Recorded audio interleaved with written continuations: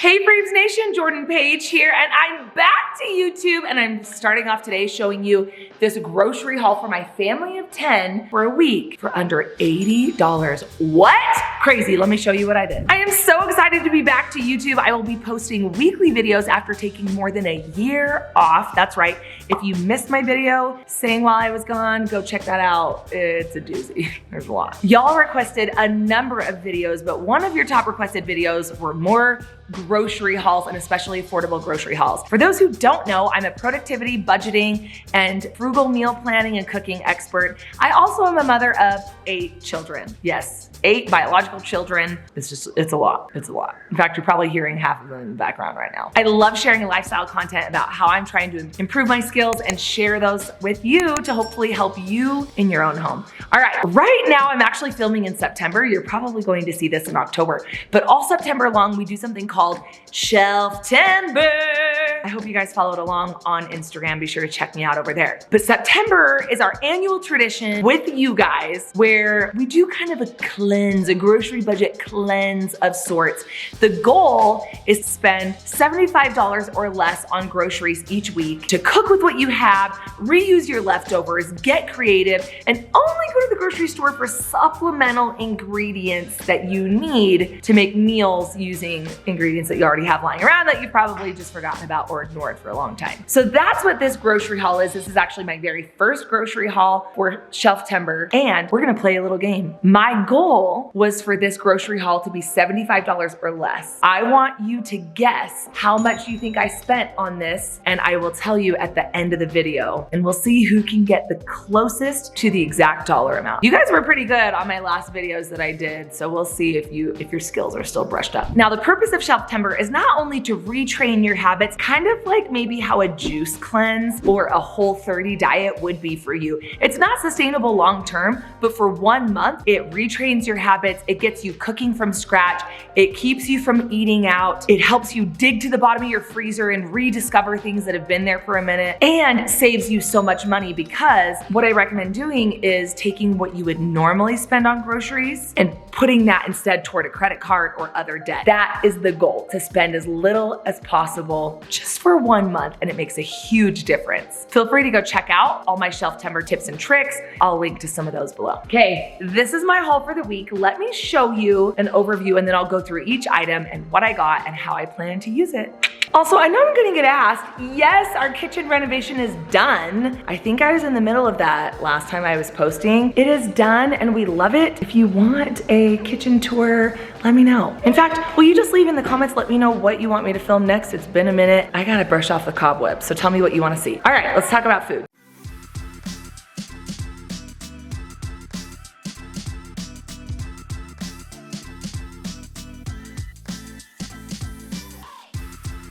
Oh, before I get into it, these are from Sam's Club. I should have said that. These groceries I got from Sam's Club, and I live in Utah. That helps you with your grocery price guessing. There you go. All right, let's get item by item. First up, we've got ourselves 5 dozen eggs. We go through a lot of eggs, and in fact, we actually just got 30 chickens, and they will start laying in the next month, hopefully. So I'm hoping that I will not have to buy these suckers for very much longer. These English muffins. These English muffins I really like. They're not too sour. My kids don't really like the sour ones, but these make for fabulous breakfast sandwiches. So what I'll do is I have, let's see, where is it? This. I can link these below, but I bought these, and you put it on a griddle or on a pan, and then you crack an egg in it, and it makes a round egg, and my kids like it more scrambled than fried. And then I toast these up, and I do a round egg, this, and then a round sausage, or you could do a slice of bacon, and then I melt cheese on top, and it's just this delicious, cheesy, meaty, proteiny sandwich that is really helpful, especially for breakfast on the go.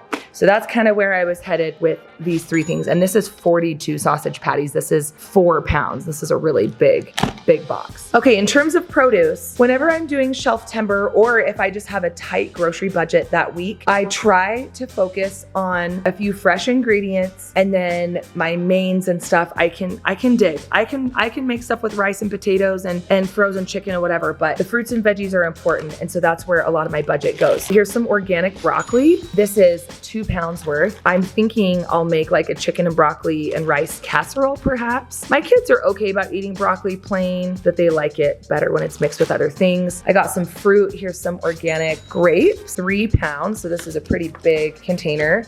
I also got 5 pounds of Gala apples for the kids' lunches or for snacks. As a reminder, do you guys remember our lunch and snack system? That still is alive and very well in our house. Looks like I need to restock a couple of things, but I find it really important to have grab and go fruits, veggies, cheeses for the kids' snack drawers. And if you don't know what I'm talking about, or if you want me to remake our snack system video, let me know in the comments and I will make an updated version because the one I have is several years old, but we still live by the same system with a few more adaptations. But apples are a really great thing to have in your free range snack drawer. And then of course, bananas. We love having bananas because the kids will put them in protein shakes after sports, or I will put it in a protein shake for breakfast or just snacks and stuff. Really, we could easily go through a bunch of bananas every day or two. This is a 3 pound bunch, but I think 6 pounds is enough. We'll be fine. We actually have a few over here still. They're getting brown though. So we would use these for smoothies, or I'd make banana bread with them. The kids probably wouldn't want to eat them plain like this. Oh, and I guess I should show, I also have some peaches that my neighbor brought me. It's peach season in Utah, so people have been bringing me peaches from their tree, which is so nice. So I have that too. But anyway, so we got some fresh bananas, though I did grocery delivery and these are not great. I would have picked out different bananas. I guess that's the downside to convenience. Continuing on with the produce train,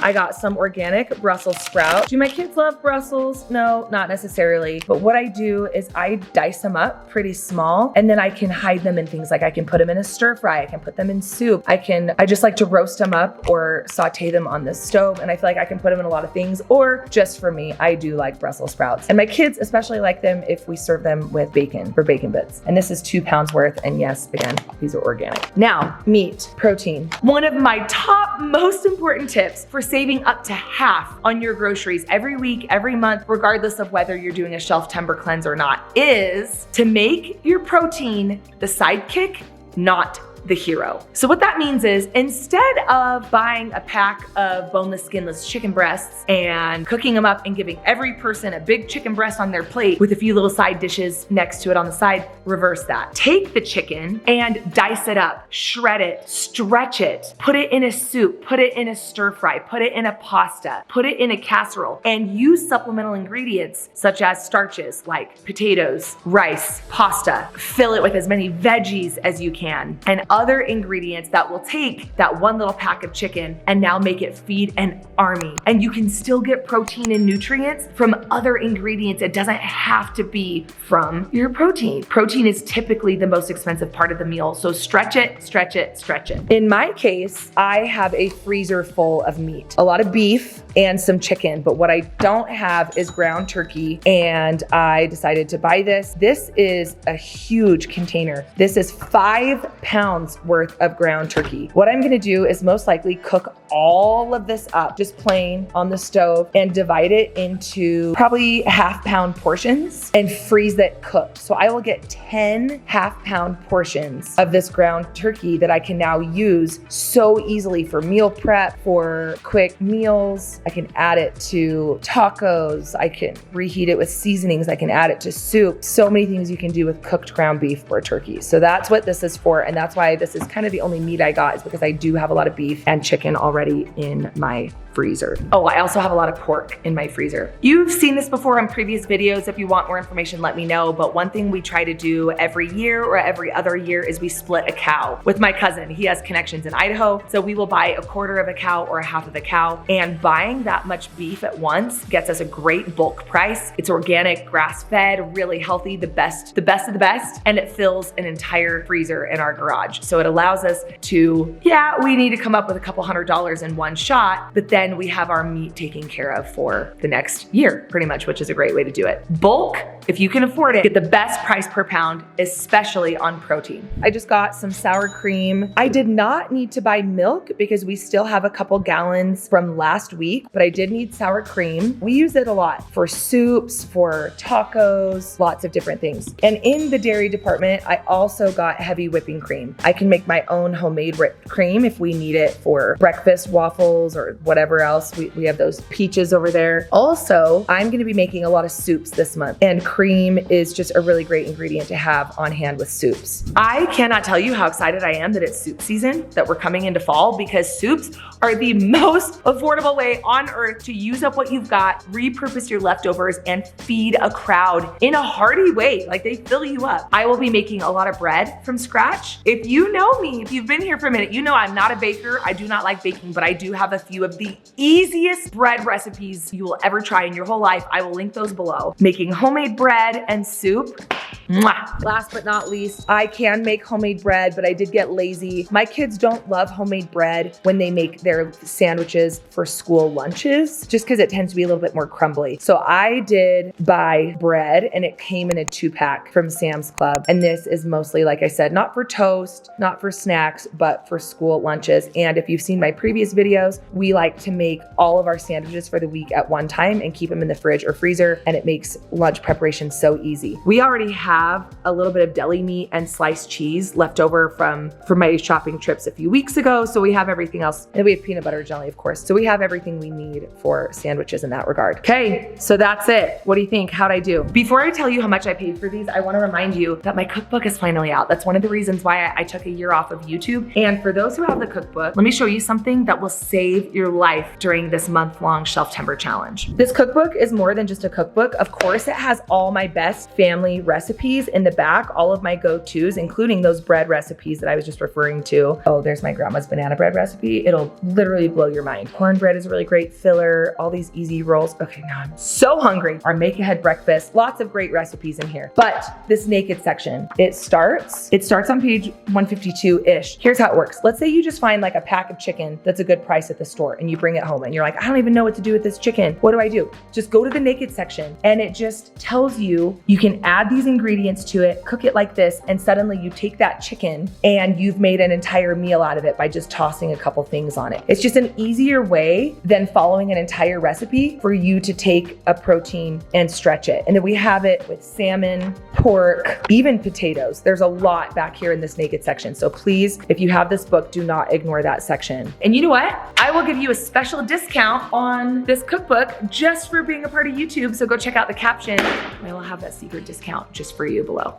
So there you go. That is my very first grocery haul of Shelf-tember. What do you think? How did I do? Now, let's see how well you guys did. I told you that my goal was to spend $75 or less on groceries this week, which for a family of 10 is pretty darn good, might I say. All right, you ready for the grand total? For all of this, drum roll please. I spent $78.40. Woohoo! Okay, so I did go over budget by like $3.40. But I feel like for a family of 10, that's pretty good. And this is good stuff. I know it's not September anymore, but that doesn't mean that you can't join in on the challenge. Why don't you try it now? Give it a month, try it, see what you think, and you will save so much money. Be sure to turn on your notifications. You're going to love the videos that are coming. Tell me what videos you wanna see next, and I gotta put this food away, so I'm gonna let you go. We'll talk to you soon. Bye, you guys, I'm so happy to be back. I'm so happy to see you. All right, we'll talk soon. Bye. I got one. Oh. I'm glad on my daughter. Can you put it on her shoulder? And then just let the chicken go, see what happens. Oh, that's so cute. Oh my gosh. You did it. My turn. No, it's my turn. Now just let her enjoy it for a second, you guys. Just let her enjoy it. Oh. You should have just let her. Yuck. What?